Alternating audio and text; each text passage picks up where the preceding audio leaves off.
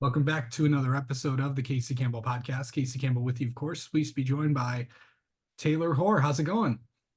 Going good. Thanks for having me on. Okay, just first off, for many people that don't know, I know you are in racing and all that stuff, but just kind of tell everybody about who you are, what you do, and how you got into racing. All right. So I'm Taylor. I'm 21 years old from South Hero, Vermont. Um, I drive race cars, obviously, and have been for the past 3 or 4 years now, which isn't really a long racing career compared to a lot of people. But I got into racing. I've kind of been around racing my whole life. My mom went into labor with me at a racetrack, so I've kind of been there since day one. But my dad was really why we got into racing, and so he raced for my whole life and before that, so I think like 20 something years. And so he was kind of why I knew about the racing world, really. And then he was pretty successful in the American Canadian Tour, did Bush North, just a whole lot of late model racing throughout the Northeast. And so he was very successful, won 8 American Canadian Tour championships and a ton of other things, but we won't get into that right now. Right. So he was kind of my the only really reason I knew about racing. And so he ended up retiring in 2015 because he wanted to actually spend more time with us girls. I have a sister, an older sister, and I ended up being mad at him for it because I was finally going to be able to go into the pits and go help with the race cars. And, he was only doing it to help me and be a good dad. And so little did I know, I didn't ever know about it really, but now I can kind of look at the bigger picture and knew that he wanted to spend more time with us. But so there was that, and that was 2015. And then we were kind of like, it was a no-no in our family to go to the racetrack. Like, it took a lot for him to step away from the sport. And so it was kind of like we weren't even allowed to go to the track until probably, I think, 2018 or 2019. We finally got him to go to the Milk Bowl at Thunder Road, which is a pretty prestigious event at Thunder Road. Yeah. And so I think it was 2019. And then 2020, I have an older brother who's like 36. And he kind of went out of our lives for a little bit and then kind of came back in. But in this timeline, I had started going to the racetrack with a friend that was into it. I was going every Thursday in 20 or at the end of 2019, really was into it 2020. Saw that I had a brother racing, which I didn't really know about because we weren't totally connected with him at the time. And so I ended up falling in love with it, reaching out to my brother, who again I wasn't really close with at the time, and started buying pit passes and pretending I was basically his crew chief, which I thought I was the coolest person in the world, even though I was just a junkyard warrior, which is really a big deal in some people's worlds, which like so it's really cool to see their perspective on that, I guess. But that was a really cool way for me to kind of get my foot in as not someone who was just a daughter of a racer. And so I had a lot of fun with that and spent the year driving his car to lineup, made him walk because I was so excited to just hop in a race car and just learn to drive it. And so all of 2020, I was obsessed with racing and started begging for a race car basically halfway through that year. Started messaging people on Facebook Messenger, and my dad's like, "What are you doing? You're just not a race car driver." And I'm like, "I'm not even the person who has any bit of money." I'm like messaging these people, like, "Come on, like, dad, like, let me go racing." He's like, "You're a gymnast. Like, you're not a race car driver." Mind you, I grew up doing gymnastics, like complete girly girl versus race cars. Yeah. And then so he finally, this like the January of 2021, he finally found one car that I went begging to him for. It was a Mustang, so it was rear wheel drive. It was a good car, had great owners. We actually knew some of the previous owners, so it just worked out. And that was kind of where we started. So, Yeah. and That's then we went from there. Kind of a long little it, it, trail to it get kind of to. is a little bit, but Yeah. so I know racing up in that area is I mean, you can say I mean, different areas like, down south or up in the Mhm. Midwest, out in Wisconsin, but there's a lot of I've learned, especially this past year, about a lot of racing up in the Northeast region, Mhm. especially. in your area of Vermont with with Thunder Road and all that stuff. Hmm. Tell me about that place. Like what is that place like to race at? Oh, I honestly, it's an honor to even be able to race there on a weekly basis. It is just such a historic track that it's pretty cool to say that that's like my home track. Just there's so much history that goes into it. And the fans are like no other. It's like they know you personally. They're your best friend or your worst enemy. Luckily, I don't have any of those yet, but it is really cool. And like Chris and Pat who own the track, they are just full team racers. Like they are just what they put on each week is absolutely incredible. There's so many fans there in person and on Flow Racing, which is really cool that they secured a deal with them to do that. But they run it so well that it's just, I wouldn't honestly want to have grown up and trying to learn my racecraft at another track just because it was such a great track for me to be learning at and be a part of. And just the history to the track is really cool. And even to know my dad's made history is kind of cool in our own little way of, now stepping my foot in a late model there and trying to make history of my own. So it's definitely a really cool track to be a part of and racing every week. And I'm really excited to do another full season there. Okay, so you're doing something. So your plans this year are going to be, of course, are well known. Obviously, if you haven't seen the Racing America article on Taylor, Mhm. you're gonna be running the. You were the first female to run for the champion for Rookie of the Year in the late model division. Yes. What is that? What's that going to be like to say that I'm the first to do it? Um, I hope to be the first. I do have a pretty good rookie of the year contender with me who I've come from the street stocks with. So, it would be really cool in itself to just be a rookie of the year at Thunder Road, but let alone to be the first female to do it would definitely be something really special for us. Tracy Belrose was an incredible lady who paved the way at Thunder Road back in like the 2000 maybe.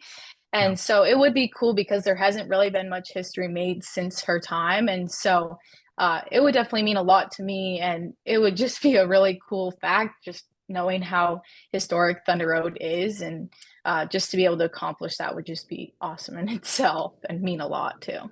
So I know you got a lot of plans this year. So you're going to be running the full, Thunder Road season in the Yeah. late model. Yeah. So what's that going to be like for you as, there's a lot of tough competition over there.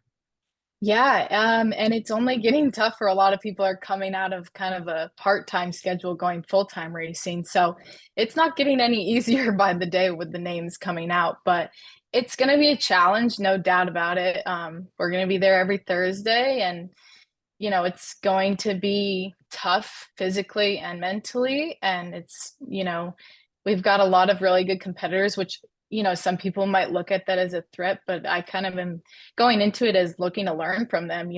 Jason Corliss hasn't ran there and he's won 3 championships and now he's coming back full time there. Derek O'Donnell, same scenario, took some time off and coming back. And so, some people are like, oh, another name to add to the championship battle. And I'm kind of looking to learn from them. And, if I get to run against them, I'm really going to be excited and kind of fangirling a little bit, but also just excited to learn from them and, see their little ways of the track, I guess. I know that you've gotten a lot of, I know you've gotten a lot of plans. You're going to do also, I think you're going to do some part-time races in the American Canadian Tour. Yeah.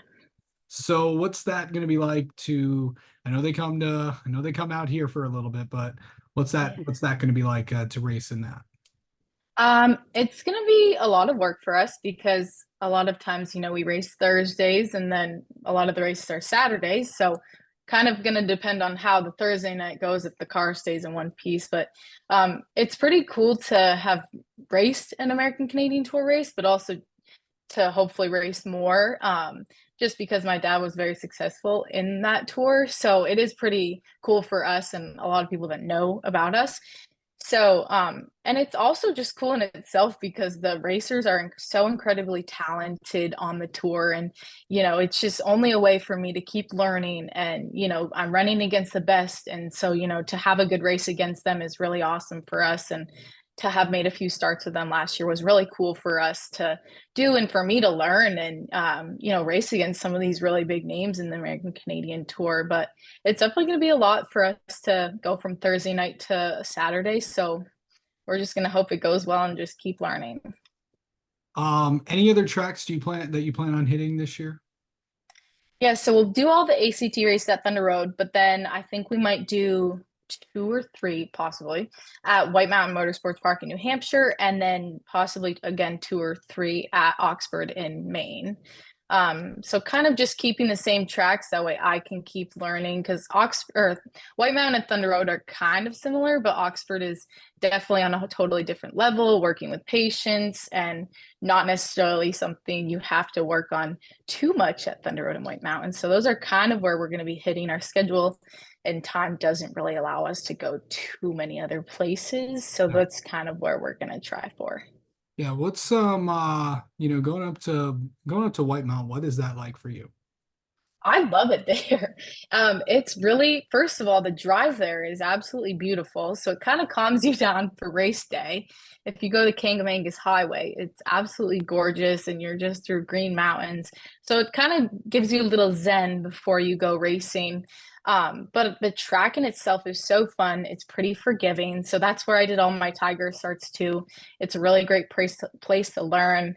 And it's just like Thunder Road, it's a really great community there with Chris and Pat. And you know, the drivers there. It's a little bit smaller car count in each division, but everyone is so nice and people love the track, like their ACT races and their Walls late model series races. They just have three or four of them. I can't remember what the number is for this year, Yeah. but there was a lot of cars for those races just because people love the track and the community is awesome. They actually have a little campground that people love out back just because people love it there. It's just so calming and peaceful. But Yeah, yeah. for sure. And then you also are going up to Oxford. Oxford is up in Maine, and obviously, the people that have gone up there, of course, the Dave Mhm. Farringtons, the Max Cooksons of the world over there. What's that like to go up there? It's pretty cool, especially because when your race ACT races on 250 weekends. So it's pretty cool to be there with some of the big names in racing and super late model racing. But it's just kind of like, I love going to these tracks that have a really great environment and they're very welcoming. And, even the names like Max Cookson is so welcoming and is willing to teach and, tell you the lines of the track and, where you should be. So it's really cool to, be able to go there and have a community that's willing to kind of teach you their ways instead of being almost like, no, I can't teach you that because that's my trick or something. And some people might be like that, but it's a different track. It's very technical, a lot more throttle control than I've ever had to do, but I actually love it and really hope to make the races this year there. Okay. Um, how does Taylor mentally get ready for a race? Mm, that's tricky. I definitely had to work on the mentality for the late model races last year a lot more than I did street stock because after 3 years, it was kind of a lot of the same thing. But, I like to watch race footage and in-car footage and just kind of mentally see what people are doing to kind of get a grasp for it myself. And so that was really helpful. And I kind of try and do everything to help my crew and everything so that when like Thursday comes or Saturday, whatever day we're racing, it's completely like we're ready to go, chill day. We're not running around stressed because sometimes we're running around with chickens, like chickens with their head cut off. Like it's Yeah. crazy. So it is nice to really prepare and kind of like get a good Zen mode and like kind of just be ready for the day and not stress. And then it gets you a good clear head to get to the racetrack and do the best you can. Okay, so when are we gonna next see you on track? Uh, what's the actual date? It's beginning of May. The first weekend of May is always Thunder Road opening weekend, which is when the tour comes to Thunder Road. There's a big car show, first day of practice, and then Sunday is the race day. So that's either going to be the first race, or there is an Oxford race with the ACT Tour April 29th, I think. And so we're seeing if we can make it work. My crew chief has a few vacations planned, so we're trying to kind of work it around him. And we don't totally always need him, but for Thunder Road, we want him there. So we're trying to work on that, but not soon enough, but soon. I would love to go tomorrow, but unfortunately, we're not quite there yet, Yeah, especially with the snow on the ground. that's but yeah, that's I know weather is hitting the Northeast all over the country. So Yes. yeah, so that's should be fun. But it's it might be a while, but until we see you on track, Taylor. But it will be a, very it will be here before you know it. Yes, Um, I'm sure. all right. Well, Taylor, thank you so much for the time as always, and Of let's have course. you on again sometime. Awesome. Thank you so much.